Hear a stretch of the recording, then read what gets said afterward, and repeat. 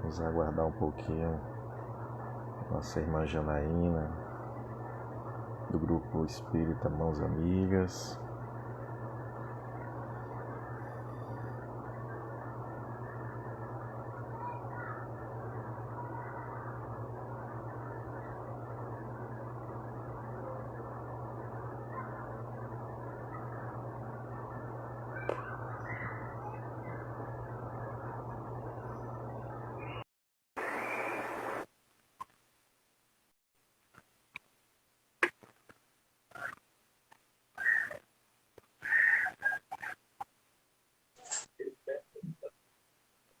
Boa noite. Boa noite, Janaína, tudo bem? Bem, graças a Deus. Ok, você está me ouvindo direitinho, né? Tô ouvindo bem. Ótimo, que bom. Então vamos iniciar nossos trabalhos desta noite, né? Centro Espírita Nosso Lar, com essa importante missão. Fique à vontade. Nós temos esse trabalho de divulgação que é muito importante, né?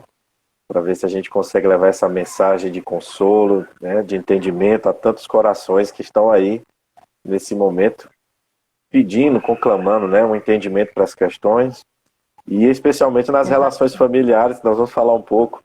Não é isso? É o mais importante agora, né? E é o mais importante agora. Então a gente vai fazer aqui uma leitura inicial, tá, Janaína, do livro Fonte Viva, tá? Instrução do Espírito Emmanuel, psicografia de Chico Xavier. É a mensagem de número 13, intitula-se Ergamo-nos. E após a leitura a gente faz aqui uma breve prece e iniciamos a nosso trabalho, tá ok? Então, a mensagem diz-nos o seguinte: levantar-me-ei e irei ter com meu pai. Lucas, capítulo 15, versículo 18.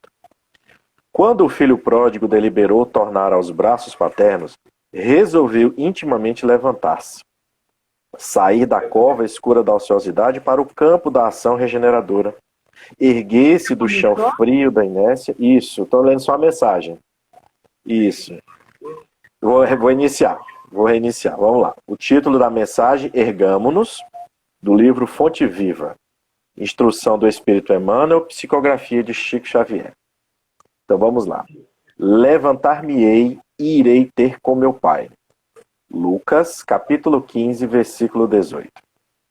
Quando o filho pródigo deliberou tornar aos braços paternos, resolveu intimamente levantar-se, sair da cova escura da ociosidade para o campo da ação regeneradora, erguer-se do chão frio da inércia para o calor do movimento reconstrutivo, elevar-se do vale da indecisão para a montanha do serviço edificante, fugir à treva e penetrar a luz, ausentar-se da posição negativa e absorver-se na reestruturação dos próprios ideais. Levantou-se e partiu no rumo do lar paterno. Quantos de nós, porém, filhos pródigos da vida, depois de estragarmos as mais valiosas oportunidades, clamamos pela assistência do Senhor, de acordo com os nossos desejos menos dignos, para que sejamos satisfeitos? Quantos de nós descemos voluntariamente ao abismo e, lá dentro, atolados na sombria corrente de nossas paixões, exigimos que o Todo Misericordioso se faça presente ao nosso lado, por intermédio de seus divinos mensageiros, a fim de que nossos caprichos sejam atendidos? Se é verdade, no entanto, que nos achamos empenhados em nosso soerguimento, coloquemo-nos de pé e retiremo-nos da retaguarda que desejamos abandonar. Aperfeiçoamento pede esforço. Panorama dos cimos pede ascensão. Se aspiramos ao clima da vida superior, adiantemo-nos para a frente, caminhando com os padrões de Jesus. Levantar-me-ei, disse o moço da parábola. Levantemo-nos, repitamos nós. Essa é uma mensagem muito profunda e tem a ver com o nosso tema de hoje, relacionado às famílias nesse mundo de transição que nos encontramos. Então vamos fazer nesse momento uma breve prece, rogando ao Altíssimo, rogando ao nosso Pai de infinita bondade e misericórdia, ao nosso Mestre Jesus, ao nosso amigo celeste, que possa iluminar-nos nesse momento, a todos nós que participamos deste trabalho, mas a todos que estão assistindo e que irão assistir, que possa essa mensagem receber a intuição, que possamos extrair o espírito da letra e que possamos compreender a mensagem de Jesus à luz do Espiritismo, para que a nossa caminhada ela seja mais leve, porque Jesus disse que seu jugo era leve, mas para isso precisamos aprender a amar. E com isto, com esta súplica, nós pedimos ao Pai, abençoa-nos, ilumina-nos, hoje, agora e sempre. Meus amigos, minhas amigas, permitam-me assim chamá-los, dado que este momento nos requer que tratemos-nos sempre com a maior fraternidade, sendo este o maior título que Jesus deu aos seus apóstolos. Nós vamos falar sobre o tema as relações familiares e o mundo em transição. Inicialmente, nós vamos abordar um pouco sobre a família, no sentido do que nós conhecemos agora, e vamos trazer isto para a relação espiritual, dentro do que o Espiritismo nos coloca, para que a gente compreenda melhor esse momento e encontremos força. É bem verdade que falarmos sobre família aqui requer muito, mas muito entendimento. Há muitos assuntos, há muitas características que poderiam ser abordadas. Não é a nossa intenção aprofundarmos, mas pelo menos trazermos um panorama de entendimento. Então, família, no termo que nós conhecemos hoje, no conceito que nós conhecemos hoje, ela é oriunda ali da época do Império Romano. É um termo latim, né? Latino, porque a língua oficial do Império Romano no Ocidente era o latim, né? No Oriente era o grego, que esse termo chama-se famulus. E famulus significava escravo doméstico. Então eram aquelas pessoas que tinham a incumbência de trabalhar dentro das propriedades, dos lares, daquelas pessoas que eram mais bem aquinhoadas na sociedade romana da época. Mas com o passar do tempo, com a evolução das sociedades, com as mudanças que o próprio Império Romano passou, aquelas pessoas que serviam, e no caso escravos, ou qualquer outra classe que era considerada como inferior, passou a ter uma relação, passou a participar dessa sociedade. Então eles começaram a formar grupos, famílias. Vamos dizer que houve aí uma mistura, de certa forma, né? Não seria talvez o termo mais correto, mas, enfim, uma relação que se estabeleceu. E aí essa palavra família passou a ter esse entendimento de grupo doméstico, né? De pessoas que habitam dentro de um mesmo teto. Porém, hoje nós sabemos que há uma definição muito mais ampla de família, quando a gente fala de sentimentos, quando a gente fala de emoções, quando a gente fala de relacionamento. Então o que a gente pode observar é que a família ela vem se transformando com o tempo, né? Ela vem se adequando às mudanças religiosas, econômicas, políticas, culturais, do contexto em que ela está inserida.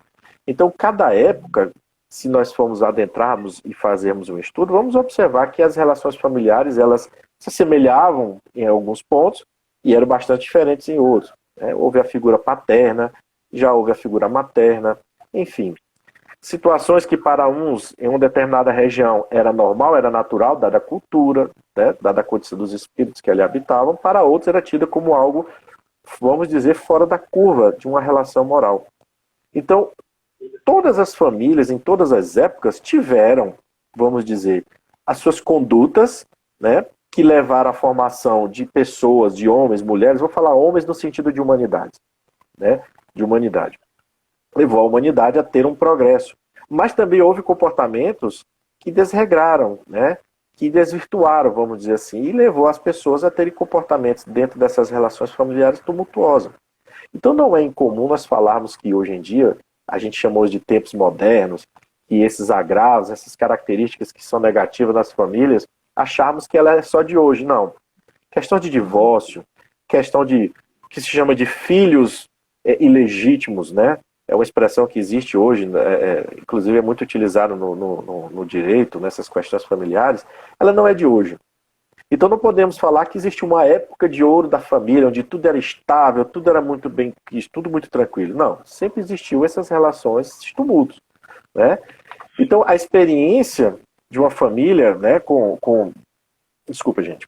A experiência de uma família vai mudando com o tempo, ela vai se aperfeiçoando, né? Ela vai tomando uma característica, ela vai tomando uma feição conforme a evolução, conforme a cultura que vai se formando, né?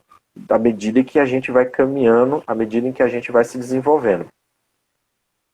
E aí nós poderíamos falar a família como uma das células máter da sociedade, numa visão bem ampla, né? Uma visão bem ampla, que a função social da família ela poderia ser dividida em dois níveis. Poderíamos falar em um nível inferior, desculpa, interno, onde você estaria relacionado com a questão da proteção, a proteção psicossocial, né? Psíquico relacionada à mente, relacionada à alma, relacionada à forma como a gente reage a certos aspectos na relação com o nosso próximo, mas buscando dentro dessa relação uma proteção a fatores que a gente chama de externos. E esse outro nível seria exatamente o nível externo, que aí já seria o caso de a gente absorver uma cultura e de transmitir essa cultura. Então essa relação externa também ela influencia dentro do comportamento. Ela nos molda a buscarmos uma adequação e a tentarmos nas diferentes fases, vamos dizer assim, nas diferentes relação temporal com os membros da família, porque nós sabemos que dentro de uma família nós temos pais, mães, muitas vezes avós, bisavós. Então, essas pessoas mais velhas passaram por muitas mudanças e muitas vezes elas não conseguem absorver bem o que está acontecendo hoje no mundo. Por exemplo, a tecnologia. Imaginasse que a distância hoje estaria aqui a uma tela, vamos dizer assim, né? Então, nem todos conseguem assimilar, aceitar, enfim. É claro que isso é natural dentro dessa concepção que a gente está falando. Mas a questão da família, ela está dentro de um contexto muito maior, que nós podemos falar assim. Ela está dentro da criação divina. E aí nós temos que falar de Deus para a gente entender esse processo todo. Deus sempre foi muito controverso. É natural que a gente ainda tenha essas dificuldades. Por que é natural? Porque a gente houve uma época em que nós éramos muito mais matéria, vamos dizer assim, a gente via muita materialidade, a gente vivia demais essa relação. Tudo para nós era relacionado ao campo material. Então eu não entendi o fenômeno da natureza, eu não entendi um relâmpago, eu não entendi o trovão como algo dentro da ordem natural das coisas. Eu acreditava que aquilo era a manifestação da divindade. E é importante salientarmos que esse germe da divindade está em nós, como os benfeitores espirituais nos colocam muito claramente em O Livro dos Espíritos. Então, como nós tínhamos essa dificuldade de relacionarmos a um ser de uma forma sem que nós não colocássemos nele as nossas imperfeições, surgiu a visão do Deus vingativo, a visão do Deus guerreiro, a visão do Deus que castiga, que maltrata, aquele que não segue as suas ordens, né? E hoje nós sabemos que essa visão melhorou, mas ela ainda traz, vamos dizer, como diria Jung, nos arquétipos das nossas almas, essa visão ainda. Então, o Livro dos Espíritos nos traz uma visão de Deus num campo inicialmente filosófico. Naquelas primeiras perguntas que Kardec faz, ele começa a buscar o entendimento do que é Deus. E quando a espiritualidade responde que é a força criadora, que a inteligência suprema é a causa primária de todas as coisas, a gente está entrando num campo que chama-se de abstração, ou seja, é uma operação intelectual, como se diz nos meios acadêmicos, em que eu tento isolar aquilo que eu quero entender de outros fatores que possam influenciá-lo. Mas Kardec, em seguida, começa a nos dar uma visão mais, vamos dizer, objetiva, porque ele pergunta, onde é que está a prova da existência de Deus? E aí eles nos respondem que num axioma que aplicai às vossas ciências, ou seja, num princípio que aplicais às vossas ciências. Não existe efeito sem causa. Mas Kardec, não satisfeito, ele vai dizer assim, mas como é que eu sei que essa inteligência é a suprema, é a maior, ela está acima de todas? E eles nos falam, através de um provérbio, conhece-se o autor pela sua obra. Então essa grandiosidade que hoje nós temos a oportunidade de vislumbrar, não só a Terra hoje, né, mas o próprio espaço. Quem criou, organizou matematicamente tudo tão perfeito. Os distanciamentos dos astros, a distância do Sol, do nosso planeta, para que essa forma de vida possa existir plenamente no planeta, né? E aí ele nos vai colocando os espíritos vão nos mostrando essa visão divina. E aí nós temos aí, então, o que se chama da grande trindade universal. Nós temos Deus, o Criador, que criou os espíritos simples e ignorantes. E nós temos a matéria.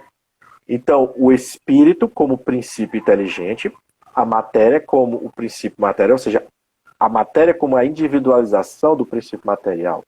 E o espírito individualidade como a individualização do princípio inteligente. E isto nós temos nessa relação espírito e matéria, quando unidos, podemos dizer que nós temos aí um espírito encarnado, ou uma alma, né, que vai realizar um trabalho. Mas que trabalho é esse? Qual é o objetivo, então, de estarmos encarnados? Os benfeitores espirituais nos explicam no livro dos Espíritos que o objetivo da encarnação é nos levar à perfeição. Então nós estamos indo na busca da perfeição. Aquela felicidade íntima que a gente tem, aquela felicidade íntima que a gente não sabe às vezes explicar, é o direcionamento das leis divinas, traduzindo na nossa consciência e buscando, obviamente, traduzir nos nossos atos, nas nossas palavras, que tudo oriundo do nosso pensamento inicialmente, para essa caminhada. Então nós estamos buscando essa perfeição, mas observamos que pelas próprias ações que nós realizamos aqui, pelos fatos que acontecem no nosso derredor, não dá para uma encarnação chegar à perfeição. Não dá para a gente conhecer tudo de matemática, de física, de química, de medicina, de biologia, de engenharia, as mais variadas áreas da engenharia. Não temos condição. Então a gente precisa suportar a prova de uma nova existência. E essa prova da nova existência, que nós chamamos de pluralidade das existências, ou reencarnação, é a base da justiça divina. Porque Deus não nos criou com o intuito de nos castigar eternamente, de nos causar um mal. Nós falamos anteriormente, era uma visão que nós tínhamos devido à nossa condição muito mais material. Mas o raciocínio que nós fomos produzindo, e até chegarmos no Espiritismo, nos mostra que não é essa. Inclusive, Allan Kardec nos traz exatamente a passagem de Ezequiel, que está em 33:11. Que diz assim: por mim mesmo, juro, diz o Senhor, que não quero a morte do ímpio, senão que ele se converta, que deixe o mau caminho e que viva. Além dessa busca, além dessa finalidade da perfeição, nós teríamos aí, poderíamos falar, que nós temos um outro objetivo dentro da encarnação. Normalmente nós sempre falamos muito da expiação e da provação, como dores, né? Expiar e pagar um crime, um erro cometido. A prova nos remete a colocarmos a nossa inteligência, colocarmos a nossa individualidade numa personalidade que é a encarnação, para que a gente consiga superar aquele obstáculo, vencermos as vicissitudes e ascendermos nessa hierarquia espiritual. Mas ele nos coloca lá também, na questão 132, desculpe, gente, que nós temos uma participação na cocriação. Nós temos uma participação na cocriação. Ou seja, nós temos aqui desígnios que a providência divina coloca para nós, mesmo que nos achando pequeninos, inferiores, mas ele coloca nas nossas mãos. Então, como co-criadores, é uma consequência do que a providência divina nos coloca nas nossas mãos. Então, nós somos capazes, por esse processo biológico, da relação, da interação entre os sexos, na troca de células, formarmos ali um corpo para que um espírito possa encarnar. Para que um espírito possa encarnar e transitar nesse planeta, não é? Então, com isso, com essa primeira parte que nós poderíamos falar assim, nós somos levados a entender que nas nossas primeiras encarnações na espécie humana, nós fomos provocados a entender as primeiras relações familiares, não é? A nos interagirmos uns com os outros, e por meio dessa interação, dessa relação, que ora estávamos como pai, ora como mãe, ora como filhos, né? Como esposo, como esposa, né? Nós estamos ali buscando o quê? Desenvolver a inteligência. Nós estamos desenvolvendo a inteligência e o senso moral. Nós estamos assimilando culturas, porque nós encarnamos em vários pontos do planeta, participamos de várias sociedades. Então nós trazemos uma bagagem, uma cultura muito grande. né? Nós estamos também aprendendo emoções, entender as emoções que nos movimentam, que nos colocam a par, que nos deixam muitas vezes alegres e tristes, e aprimorando os sentimentos. E nós vamos chegar no sentimento máximo, que é o amor. Nós poderíamos dizer que as virtudes, que as coisas boas que nós fazemos são ramificações do amor, né? São pequenas ramificações do amor em que nós vamos trazendo para o nosso dia a dia. Acho que nós tivemos um pequeno probleminha aqui com a nossa amiga do Mãos Amigas. Bom, eu vou ter que continuar porque nós temos um tempo aqui, gente. Muito bem. Então, nosso mundo, ele progride geologicamente. Opa, voltou. Então, o nosso mundo, o que acontece? Que é isso? O nosso mundo, ele progride geologicamente, ele segue uma ordem natural, que hoje a ciência explica muito bem, né? Mas como espíritos, nós temos uma faculdade que chama-se de pensar, né? Esse pensamento nos promove o quê? Um direcionamento de uma energia. Esse pensamento, ele se desloca pelo que os espíritos amigos nos falam de fluido cósmico universal, energia cósmica universal. E esse pensamento vai longe, ele atinge aquilo que você está pensando, né? Ele vai na direção do que você deseja. Então, com isto, nós temos um magnetismo, ou seja, nós criamos um campo energético ao redor nosso que ele atrai e repele, ou seja, atrai aquilo que é semelhante, repele aquilo que não está condizente. Então, isso pode ser tanto para uma situação boa ou para uma situação desagradável, ruim, como a gente chama, não é isso? Então, a nossa psicosfera, né, ela também se modifica quando nós nos melhoramos. Então, ela vai se tornando melhor à medida em que nós estamos nos purificando através das vidas e das outras vidas e das vidas que já tivemos, né? Então, o planeta Terra, ele já esteve na condição de um mundo primitivo, como nos falam os benfeitores, primitivo destinado às primeiras encarnações. Ele saiu para o mundo de expiações e provas e está transitando para o mundo de regeneração. E nesse meio, nesse trânsito, o trânsito significa uma mobilidade, significa que eu estou saindo de um ponto para ir a outro. E nesse intervalo, de um ponto a outro, pode acontecer situações. Se eu pego meu carro e vou até o shopping, vou até o supermercado, pode acontecer uma chuva, pode acontecer um imprevisto no trânsito, e eu ter que pegar desvios, ou ter que esperar mais um pouco, os chamados contratempos, né? Isso pode acontecer, causar um aborrecimento, é normal. Então, uma transição planetária em que nós estamos, vamos lá, saindo de um mundo primitivo, estamos em um mundo de expiações e provas, em que os espíritos já têm inteligência, consciência, entendimento, mas ainda gostamos de fazer coisas erradas. Outros gostam de fazer o mal. Outros se equivocam, né? Mas também temos espíritos que já estão comprometidos com o bem, já trazem uma bagagem de melhora. Não é isso? Então a transição, ela significa, vamos lá, etimologicamente, ir adiante.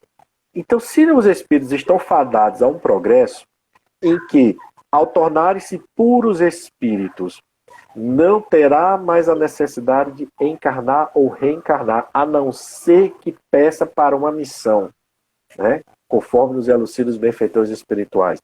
Se o mundo segue uma ordem natural de modificação, quando a gente vê terremotos, maremotos, vulcões, isso tudo é um amadurecimento do planeta. Então nós temos que tirar o olhar nas escrituras, vamos colocar assim, que nos falam dessa transição, dessa regeneração da humanidade, temos que tirar do olhar material, físico, e olharmos para nós, para o nosso entorno, olharmos entre os homens, homens como humanidade. Então a transição planetária, ela não é o fim do mundo material, mas do mundo moral, desse mundo velho, desse mundo cheio de preconceitos, cheio de ódio, né? Do fanatismo, do orgulho, do egoísmo. É isso que está desabando. É isso que está acontecendo. E como é que esse processo está acontecendo? Exatamente por um aspecto muito importante que devemos frisar. A espiritualidade nos ensina que está ocorrendo uma emigração, ou seja, uma saída de espíritos daqui. E quem são esses espíritos que estão saindo daqui? Exatamente aqueles que não têm o desejo do bem, ou seja, eles querem, praticam o mal. O mal ainda está muito arraigado. Eles não têm o desejo ainda da modificação. E qual é a destinação? Se olhássemos isso há 500 anos atrás, diríamos que eles estariam no suplício eterno. Mas não. A espiritualidade nos mostra que Deus, que nos foi mostrado como Pai por Jesus, e Pai educa. Então, se o espírito não está conseguindo assimilar uma mudança em que a própria psicosfera do planeta não vai permitir que ele reencarne, porque o que eles nos falam? Que tomamos, o nosso perispírito é condizente com o quê? Com a estrutura do planeta, com a estrutura moral. Pegamos do fluido cósmico universal conforme a estrutura do planeta, a energética. Então, se eu não tenho condição de estar numa energia mais refinada, como é que eu aprimoro? Então, eles são levados para um mundo de expiações e de provas em seu início. Vamos dizer assim, eles serão lá os inventores da roda. Vão construir o seu edifício moral exatamente em provas mais duras. Porque, olha, vamos olhar a nossa história. Vamos pegar a nossa história de um mundo de expiações no seu início. Foi duro, foi árdua. Tivemos muitas situações que nos levaram ao extremo. Né? Então vamos aprender lá, esses irmãos vão aprender a abnegação, o amor, a sensibilidade nessas provas mais duras, já que eles não têm esse desejo. Mas também estão vindo espíritos melhorados. E aí, dois aspectos. Esses espíritos, alguns, vêm de orbes mais evoluídos, ou seja, espíritos superiores, espíritos que não têm um vínculo, vamos dizer, reencarnatório com ninguém aqui no planeta Terra. Vêm porque gostam de fazer o bem, se colocar à disposição para Jesus, para ajudar na evolução dos espíritos aqui. E, segundo, nós mesmos que estamos nos melhorando. À medida em que a gente vai conseguindo tirar de nós essas imperfeições, nós vamos garantir a nossa permanência em um mundo que está seguindo para a regeneração, para um mundo muito mais feliz. Eu costumo dizer nas conversas amigas assim, sempre que você tiver, como seria um mundo de regeneração, lembra de algum filme, de alguma história que fala daquele local perfeito, da natureza exuberante, das pessoas se relacionando sem briga. É esse mundo. Mas ainda aí existe o mal. Por quê? Não somos perfeitos ainda. Então pode acontecer que temos que iniciar uma caminhada mais árdua se não estivermos atentos. É isso? Então, por ser uma época de transição, com essa que nós estamos vivendo, temos aí um choque de gerações. Espíritos melhorados, espíritos que já trazem em si no seu bojo o senso de justiça, de paz, de fraternidade, e vivenciam isso. É inato. Observe algumas crianças que estão chegando no mundo hoje. Crianças que trazem um perfil de humildade, de bondade. E, em contraposição, aqueles que ainda têm necessidade de se melhorar. Observamos que esta oposição...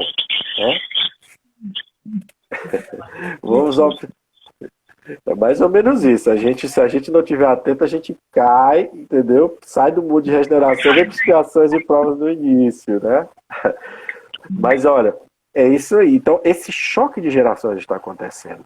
Então a gente vê algo belo, nobre, humano, mas ao lado a gente vê a guerra, o terror, o crime, a barbaridade que alguns ainda se acometem. Existe um outro aspecto que a gente precisa colocar aí, é que tem espíritos que eles não são maus na sua essência, como a gente colocou, como os espíritos nos colocaram. Eles têm mais assim uma casca, é mais superficial, é algo superficial. Por quê? É como se fosse aquela pessoa que ela seguia os maus exemplos. Mas a espiritualidade nos coloca que algumas encarnações dá para corrigir. Então a gente pode ser um espírito desse, já foi um espírito assim, né? É algo que a gente tem que pensar, porque quando a gente está falando em choque de gerações, nós estamos falando das famílias. Como é que estão então as famílias hoje? Quem são os espíritos que chegam hoje para se juntar com os que já estão aqui? Não quer dizer que os que estão aqui sejam espíritos maus, renitentes em fazer maldade. Não. Podem ser espíritos que já trazem uma boa bagagem. Aí nós podemos olhar os benfeitores amigos que sempre existiram nas gerações do nosso planeta. Mas nós estamos indo mais depressa. Nós observamos que os sinais morais que nos foram colocados por Jesus e por outros que tiveram suas visões em outras épocas estão acontecendo. Está sendo demonstrado para nós uma certa animosidade, porque isso está mexendo com o nosso íntimo. Então, como é que eu me relaciono dentro do meu lar? Sabendo de uma informação como essa, sabendo de que nós estamos em progresso, mesmo naquilo que pareça mais complicado na sua vida, você vai fazer o seguinte: nós vamos recorrer àquele que nos é o médico de nossas almas, a Jesus. Porque Ele é quem prescreveu para nós o que é que nós temos que fazer. Qual é a receita médica que nós temos que seguir. Quando a gente não segue a receita, o que que acontece? Quando a gente está tendo que tomar uma medicação e não segue ela corretamente, muitas vezes a gente não consegue ficar bom do problema ou ele volta mais rapidamente. É a mesma coisa dentro dessa analogia. Então nós precisamos ter muita atenção, nós precisamos ter muito, vamos dizer, um olhar lúcido, racional, mas ao mesmo tempo misericordioso em relação àqueles que estão conosco nesse momento nas famílias. Porque nós precisamos lembrar que a misericórdia divina, né, esse apelo de nós voltarmos para o seio de nosso Pai, como foi lido na mensagem, ela é infinita. Mas a misericórdia não é cega. Ela observa, ela entende os nossos atos. Os atos que cometemos, respondemos. Lei de causa e efeito. Não há como fugir disto. Não temos como sair dessa situação. É uma lei. Quando nós internalizarmos essa lei de causa e efeito, e quando nós colocarmos nossa inteligência, quando a gente aprimorar o nosso senso moral pelas experiências, quando nós começarmos a observar que essa relação familiar é um irmão mais complicado, é um pai difícil, é uma mãe opressora, é um padrasto que você não gosta de estar perto, uma pessoa que se embriaga, que faz uso de drogas. Olha, esse é o maior pedido de socorro que uma alma demonstra. Falo porque recentemente tivemos um amigo que partiu do plano espiritual numa situação de desencarnação violenta. Ainda bem que ele entrou no plano espiritual como vítima. Mas naturalmente que o que o levou a ter, porque a lei divina é clara, tá, gente? Não matarás. Quem toma o lugar da lei divina se responsabiliza, vai ter que responder pelas consequências que gerou quando você corta uma encarnação que aquela criatura poderia ainda se melhorar. Então, é um pedido de socorro que muitas almas têm. Quantos, talvez, de nós aqui conhecemos alguém que já esteve no fundo do poço e hoje é um exemplo? Hoje é alguém que nós olhamos assim, poxa, que pessoa maravilhosa. Essa pessoa estava perdida aí, agora está aí dando exemplo. Isso é para mostrar para nós que é possível. Quando tudo mostrar o contrário, dizer que não, lembremos-nos, temos gerações se chocando, espíritos mais amadurecidos e melhorados, ainda relacionando-se com espíritos com muita primitividade nas suas atitudes, com ações ainda muito dolorosas, com corações ainda muito fechados. Mas lembremos-nos, há 500 anos atrás, há 2.000 anos atrás, há 3.000 anos atrás, como éramos? E progredimos. E chegamos a esse grau de consciência. E vamos progredir muito mais. Mas cabe a cada um de nós ter cuidado com o que pensamos, ter cuidado com as nossas atitudes. Seremos testados, sim. Vamos sair na rua e alguém vai gritar conosco. Alguém vai tentar, por exemplo, nos assaltar. Pode acontecer algo que vai colocar à prova aquilo que nós pedimos no plano espiritual. Me coloca naquele gênero de prova que eu dou conta. E nós sabemos que nem sempre a gente dá conta, mas se a gente pediu, pedimos com consciência. Então, com essa mesma consciência, a espiritualidade vai nos despertando. Podemos dizer por meio de sinais, né? por meio de situações em que a gente pediu, olha, quando eu estiver desviando, me mostra algo. E às vezes é aquele acidente que você escapa. É uma situação em que você se vê na condição de quase, vamos lá, brigar com alguém muito querido e de repente aquilo desperta dizendo, não, mas não é por aí. Como é que eu amo essa criatura? Eu só estou olhando o defeito. Eu não posso deixar preponderar o defeito. Eu tenho que saber que ela tem um defeito, que aquilo pode prejudicar, mas eu tenho que olhar também as virtudes e tentar daí criar uma relação mais humana. Então, essa condição de relação, essa situação que nós estamos vivendo no mundo, em transição, ainda vai repercutir. Ainda está muito móvel.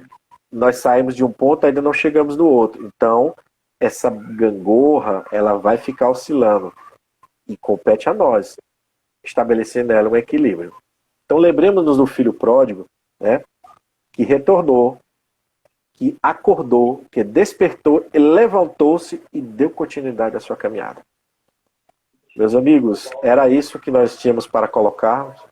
Pedimos desculpas se dissemos algo, ou deixamos de dizer algo, ou fomos talvez superficial em alguns aspectos, mas é importante que nesse momento a gente desperte o nosso interesse em pensarmos sobre o tema e de alguma forma colocarmos esses princípios da doutrina espírita, que é uma continuidade do Evangelho de Jesus. O Livro dos Espíritos é uma continuidade do Evangelho de Jesus. O Livro dos Médiuns é mostrando a nossa relação com o plano maior, quando nós estamos lá ou quando nós estamos cá. O céu e inferno desmistificando e desmitificando o céu e inferno material, mas nos mostrando estados da alma. E a Gênese nos explicando a criação e nos demonstrando essa transição que estamos todos passando. Fica aqui meu agradecimento à nossa querida Janaína, nossa intérprete hoje, tá? Foi muito bom, foi uma experiência ótima, excelente. Agradecer ao Centro Espírita Nosso Lar, a Sueli, tá? O nome da Sueli, que nós já tivemos aí em Teresina, tivemos a oportunidade de participar e hoje estamos à distância, mas olha só, nos unindo novamente, né? Agradecer a todos que tiveram paciência e pedir a Deus que ilumine a cada uma de suas famílias e que vocês possam crescer sempre para Jesus. Meu muito obrigado. Janaína, muitíssimo obrigado, tá? Foi um prazer. Tudo de bom para vocês, gente. Igualmente. Tchau, tchau. Tchau, tchau.